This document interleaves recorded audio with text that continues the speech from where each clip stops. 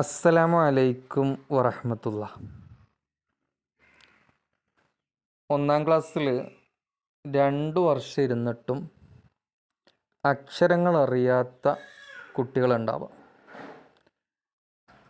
2ാം class മുതൽ 6ാം class വരെ പഠിക്കുന്ന കുട്ടികളിൽ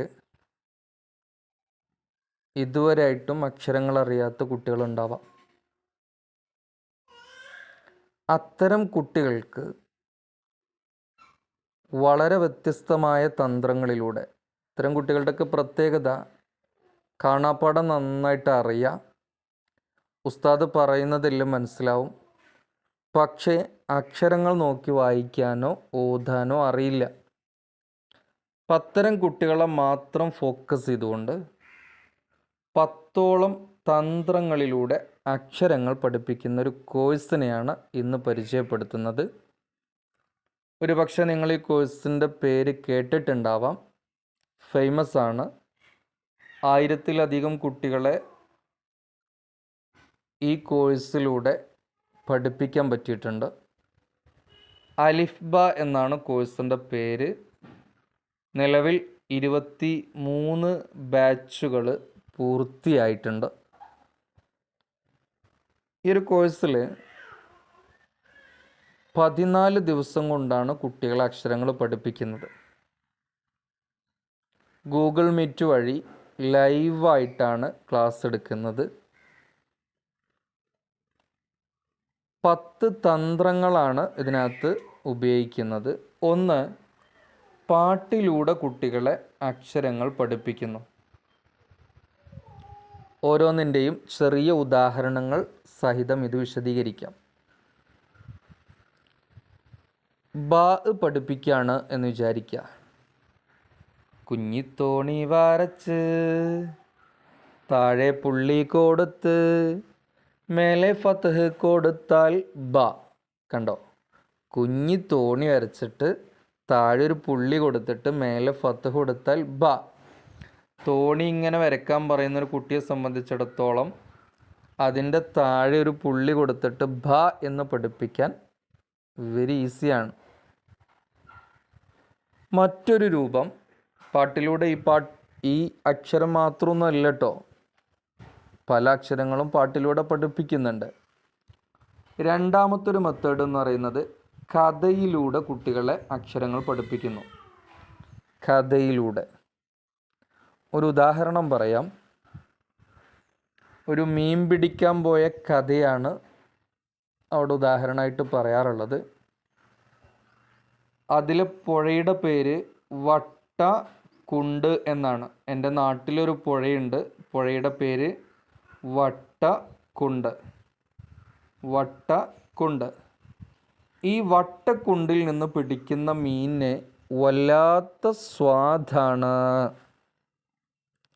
വട്ടക്കുണ്ടിൽ നിന്ന് പിടിക്കുന്ന മീന് വല്ലാത്ത സ്വാദാണ്. നോക്ക് നിങ്ങൾ, വട്ടക്കുണ്ട്. ഇതിൽ നിന്ന് പിടിക്കുന്ന മീനിന് വല്ലാത്ത സ്വാദാണ്. കണ്ടോ? കഥയിലൂടെ കുട്ടികളെ പഠിപ്പിക്കുന്നു. ഇതും ഒരു കഥ മാത്രമല്ല, കുട്ടികളെ കൊണ്ട് തന്നെ കഥ നിർമ്മിക്കുന്നു. വളരെ ക്രിയേറ്റീവായിട്ടുള്ള രൂപത്തിൽ കുട്ടികളൊക്കെ രസകരമായിട്ട് കഥകൾ നിർമ്മിക്കും. നമ്മൾ കൊടുക്കുന്ന പിക്ചറിനെ ബേസ് ചെയ്തിട്ടൊക്കെ അവർ കഥ നിർമ്മിക്കാറുണ്ട്. അങ്ങനെയുള്ള കഥകൾ, മറ്റു ചില കഥകളൊക്കെ ഉപയോഗപ്പെടുത്തിയിട്ട് കഥകളിലൂടെ കുട്ടികളെ അക്ഷരങ്ങൾ പഠിപ്പിക്കുന്നു. മറ്റൊന്ന്, ചിത്രങ്ങൾ കാണിച്ചു കൊടുത്തുകൊണ്ട് കുട്ടികളെ അക്ഷരങ്ങൾ പഠിപ്പിക്കുന്നു. ചിത്രങ്ങൾ കാണിച്ചു കൊടുത്തുകൊണ്ട് കുട്ടികളെ അക്ഷരങ്ങൾ പഠിപ്പിക്കുന്നുണ്ട്. ഒരു ഉദാഹരണം പറയാം. ഇതാ, ഇപ്പോൾ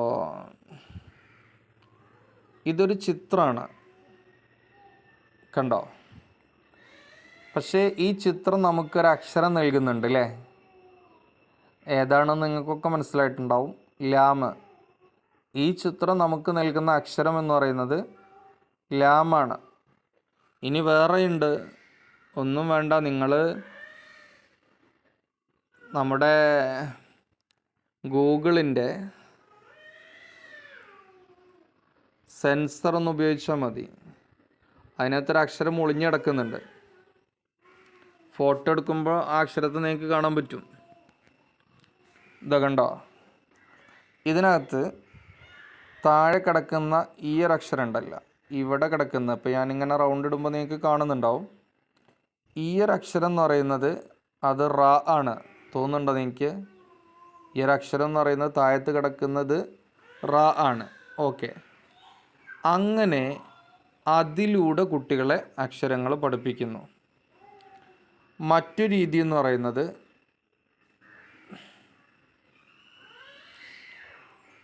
അപ്പോൾ പാട്ടിലൂടെ കുട്ടികളെ പഠിപ്പിക്കുന്നു, ചിത്രങ്ങൾ കാണിച്ചു കൊടുത്തിട്ട്.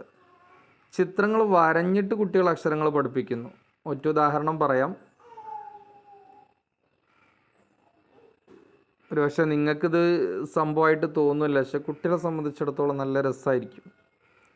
പാർക്കിലുണ്ടാകുന്ന ഒരു പുഴുവിനെയാണ് വരയ്ക്കുന്നത്.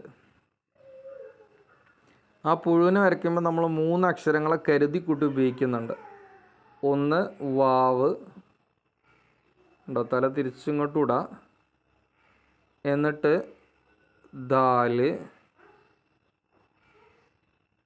ധാല്, ധാല്, ധാല്, ധാല്, കാല്, കാല്, കാല്, കാല്, കാല്. കണ്ടോ? ഒരു പുഴു. ആ പുഴു 3 അക്ഷരങ്ങളെ ബേസ് ചെയ്തിട്ടാണ്. വാവ് കണ്ടോ, ദാല്, ലാമ്. ഇങ്ങനെ ചിത്രങ്ങൾ വരഞ്ഞിട്ട് കുട്ടികളെ അക്ഷരങ്ങൾ പഠിപ്പിക്കുന്നു. ആ പാട്ടിലൂടെ പഠിപ്പിക്കുന്നു, കഥയിലൂടെ പഠിപ്പിക്കുന്നു, ചിത്രങ്ങൾ കാണിച്ചു കൊടുത്ത് പഠിപ്പിക്കുന്നു, ചിത്രങ്ങൾ വരഞ്ഞിട്ട് പഠിപ്പിക്കുന്നു. ഇനി വളരെ സിമ്പിളായിട്ട് ഇംഗ്ലീഷിലൂടെ നമുക്ക് കുട്ടികളെ അക്ഷരങ്ങൾ പഠിപ്പിക്കാം. അവർക്ക് അറിയാവുന്ന ഇംഗ്ലീഷ്. ഇപ്പോൾ ഉദാഹരണത്തിന് ABC. ഇതിലെ ബീനെ പോലെ അറബിയിലുള്ള ഒരു അക്ഷരമാണ് ത്വാ. ഈ ത്വാ നമ്മൾ പഠിപ്പിക്കുന്നത് എല്ലാവരും ചൊല്ലണ ഞാനൊരു ബിയെപ്പോലൊരു ത്വാ ആണെന്ന്. കണ്ടോ? എല്ലാവരും ചൊല്ലുന്നുണ്ട് ഞാനൊരു ബിയെപ്പോലൊരു ത്വാ ആണെന്ന്. മൊഞ്ചാണ് ത്വാ ഇൻ മുകളിൽ പുള്ളി കൊടുത്തൊരു ലാ ഇന്നിന്ന്. കണ്ടോ? ആ രൂപത്തിൽ ബിയെപ്പോലെയുള്ള ത്വാ എന്ന അക്ഷരം നമ്മൾ പഠിപ്പിക്കുന്നു. അതായത് ഇംഗ്ലീഷിലൂടെ കുട്ടികളെ അക്ഷരങ്ങൾ പഠിപ്പിക്കുന്നു, ഇംഗ്ലീഷിൽ അവർക്ക് അറിയാവുന്ന ലെറ്റേഴ്സിൽ നിന്ന്. മറ്റൊന്ന്, മലയാളത്തിൽ നിന്നും കുട്ടികൾ അക്ഷരങ്ങൾ പഠിപ്പിക്കാം. രസകരമായിട്ട് ഒറ്റൊന്ന് നോക്ക് നിങ്ങൾ. സ. ഇതിലെ ഈ കൊളുത്തെടുത്തിട്ട് നമ്മൾ എന്ത് ചെയ്യുന്നു? അറബിയിലായതുകൊണ്ട് ഇവിടെ കൊണ്ടുപോയിട്ട് കൊളുത്തുന്നു. അറബിയിലായതുകൊണ്ട് ഇവിടെ കൊണ്ടുപോയിട്ട് കൊളുത്തുന്നത്. ഇതെന്താണ്? സീനാണ്. അല്ലെങ്കിൽ ഇപ്പോൾ വേറൊരു ഉദാഹരണം. ഇപ്പോൾ അതല്ല, ല എന്ന് പറയുന്നത് നമ്മൾ ഇങ്ങനെ എഴുതുന്നത്. അതേ സ്ഥാനത്ത് ഈ കൊളുത്ത് നമ്മൾ ഒഴിവാക്കിയാലും വായിക്കുന്ന എന്ത് തന്നെയാണ്? ലാമ് തന്നെയാണ്. അറബിയിലെ ലാമാണ് നമ്മളിതുകൊണ്ട് വായിക്കുക. മനസ്സിലായല്ലോ? അറബിയിലെ ലാമാണ് ആ ഒരു കൊളുത്ത് ഒഴിവാക്കിയാൽ വായിക്കുക. ഇങ്ങനെ മലയാളത്തിൽ നിന്ന് കുട്ടികളെ അക്ഷരങ്ങൾ പഠിപ്പിക്കുന്നു. മറ്റൊന്ന്, ആക്ടിവിറ്റിയിലൂടെ കുട്ടികളെ അക്ഷരങ്ങൾ പഠിപ്പിക്കുന്നു. ഒരു ഉദാഹരണം പറഞ്ഞുതരാം. ഇപ്പം നമ്മൾ ദാല് പഠിപ്പിക്കുകയാണെന്ന് വിചാരിക്കാം. ദാല് പഠിപ്പിക്കുമ്പോൾ നിങ്ങൾ ശ്രദ്ധിച്ചു നോക്ക്. കണ്ടോ? ഈ ഒരൊറ്റ സംഗതി വെച്ചിട്ട് നമുക്ക് 4 കുട്ടികളെ പഠിപ്പിക്കാൻ പറ്റും. എൻ്റെ വലത്തെ കൈ ഇവിടുന്ന് അങ്ങോട്ട് നോക്കിയാൽ കറക്റ്റ് ഇതാ ഇവിടുന്ന് ഇങ്ങനെ എഴുതി വന്ന് ഇങ്ങോട്ടേക്ക് വരുമ്പോൾ അത് ദാൽ എന്നുള്ള അക്ഷരമായിരിക്കും. അതായത് ആക്ടിവിറ്റിയിലൂടെ കുട്ടികളെ പഠിപ്പിക്കുന്നു. അതേപോലെ ലാമൊക്കെ പഠിപ്പിക്കട്ടോ. ഇങ്ങനെ ആക്ടിവിറ്റിയിലൂടെ കുട്ടികളെ അക്ഷരങ്ങൾ പഠിപ്പിക്കുന്നു. ഈ ഒരു കോഴ്സിൻ്റെ തന്നെ പ്രത്യേകത എന്ന് പറയുന്നത്, ഇതിന് കുട്ടികളെ സംബന്ധിച്ചിടത്തോളം താല്പര്യപ്പെട്ടു വരുന്ന കുട്ടികൾ ആയിക്കൊള്ളണം എന്നില്ല. അതുകൊണ്ട് തന്നെ പഠിക്കണമെന്ന് താല്പര്യപ്പെടാത്ത കുട്ടികളെ സംബന്ധിച്ചിടത്തോളം അവരെ പഠിപ്പിക്കുക എന്നുള്ളത് വലിയ റിസ്ക്കാണ്. അതുകൊണ്ട് ആക്ടിവിറ്റി പരമാവധി എല്ലാ ദിവസങ്ങളിലും ഉൾപ്പെടുത്താൻ ശ്രമിക്കാറുണ്ട്. ആക്ടിവിറ്റിയിലൂടെ കുട്ടികളെ പഠിപ്പിക്കുന്നു. മാത്സിലൂടെയും കുട്ടികളെ പഠിപ്പിക്കാം. കണ്ടോ, 1, 2, 3 ഇതിൽ നിന്നൊക്കെ കുട്ടികളെ പഠിപ്പിക്കാം. ഒറ്റ ഉദാഹരണം പറയാം. ഗർഭിണിയായ 3. നിങ്ങളിതുവരെ അങ്ങനത്തെ ഒരു ടേം കേട്ടിട്ടുണ്ടാവില്ല അല്ലേ? ഗർഭിണിയായ പശു, അങ്ങനെ ആന എന്നൊക്കെ കേട്ടിട്ടുണ്ടെങ്കിലും ഗർഭിണിയായ 3 എന്നുവരെ കേട്ടിട്ടുണ്ടാവില്ല. ഗർഭിണിയായ 3നെ തിരിച്ചിട്ട് കഴിഞ്ഞാൽ അയിനാണ്. മനസ്സിലായല്ലോ? ഇങ്ങനെ കുട്ടികളെ രസകരമായിട്ട് പഠിപ്പിക്കുന്നു. പിന്നെ വസ്തുക്കൾ കാണിച്ചിട്ട് കുട്ടികളെ പഠിപ്പിക്കുന്നു എന്ന് പറഞ്ഞ് എൻ്റെ കയ്യിലിപ്പോൾ വസ്തുവില്ല. ഇപ്പോൾ ഉദാഹരണത്തിന് മാഗ്നറ്റിൻ്റെ രൂപം എന്ന് പറയുന്നത് ഏകദേശം ഈ രൂപത്തിലൊക്കെ ആയിരിക്കും ഉണ്ടാവും അല്ലേ? അത് വെച്ചിട്ട് നമുക്ക് ദാല് പഠിപ്പിക്കാം. ബക്കറ്റുകൾ, ആ ബക്കറ്റുകളുടെ കൊളുത്ത് എന്ന് പറയുന്നത്, ഇപ്പോൾ ഇവിടെ ഒരു ബക്കറ്റ് ഉണ്ടെങ്കിൽ ആ ബക്കറ്റിന് ഇങ്ങനെ ഒരു കൊളുത്തുണ്ടാവും. അത് നേരെ നമ്മൾ തിരിച്ചു വെക്കുന്നതോടുകൂടി ഇങ്ങനെയായിട്ട് മാറും. അതിലൂടെ നമുക്ക് ദാല് പഠിപ്പിക്കാം. ദൈവം പഠിപ്പിച്ച കുട്ടിയെ സംബന്ധിച്ചിടത്തോളം ആ ബക്കറ്റ് വെച്ചിട്ട് തന്നെ നമുക്ക് ദാലും പഠിപ്പിക്കാൻ കഴിയും. മറ്റൊന്ന്, മാറിപ്പോകുന്ന അക്ഷരങ്ങളുണ്ട്. ഇപ്പോൾ ഉദാഹരണത്തിന് ത, യ കുട്ടികൾക്ക് പലപ്പോഴും മാറുന്നതാണ്. അപ്പോൾ അവിടെ രസകരമായിട്ട് നമുക്ക് കൊടുക്കാം. താത്ത മുകളിലാണ്, അനിയൻ താഴെയാണ്. താത്ത, കണ്ടോ, താൻ്റെ പുള്ളി മുകളിലാണ് എന്നറിയിക്കാൻ വേണ്ടിയിട്ടാണ്. അനിയൻ താഴെയാണ് എന്നറിയിക്കാൻ വേണ്ടിയിട്ടാണ് യാന് അങ്ങനെ കൊടുത്തത്. ഇങ്ങനെ സ്വാദ്, ല്വാദ് ഇങ്ങനെയുള്ള അക്ഷരങ്ങളൊക്കെ അതിലൂടെ പഠിപ്പിക്കാറുണ്ട്. പിന്നെ ചിത്രങ്ങൾ കാണിച്ചു കൊടുത്തിട്ട് അക്ഷരങ്ങൾ പഠിപ്പിക്കുന്നു. വേറൊരു ഉദാഹരണം കൂടെ വേണമെങ്കിൽ ഒന്ന് കാണിച്ചു തരാം. ഇപ്പോൾ കണ്ടോ, മീം. ഇത് വെച്ചിട്ട് നമുക്ക് മീൻ പഠിപ്പിക്കാം. വളരെ സിമ്പിളാണ്. നിങ്ങൾ കണ്ടില്ലേ, മീനിൻ്റെ ഫോട്ടോ കണ്ടില്ലേ? ഈ ഫോട്ടോ വെച്ചിട്ട് നമുക്ക് കുട്ടികളെ മീം പഠിപ്പിക്കാൻ പറ്റും. വളരെ സിമ്പിളായിട്ടുള്ള സംഗതിയാണ്.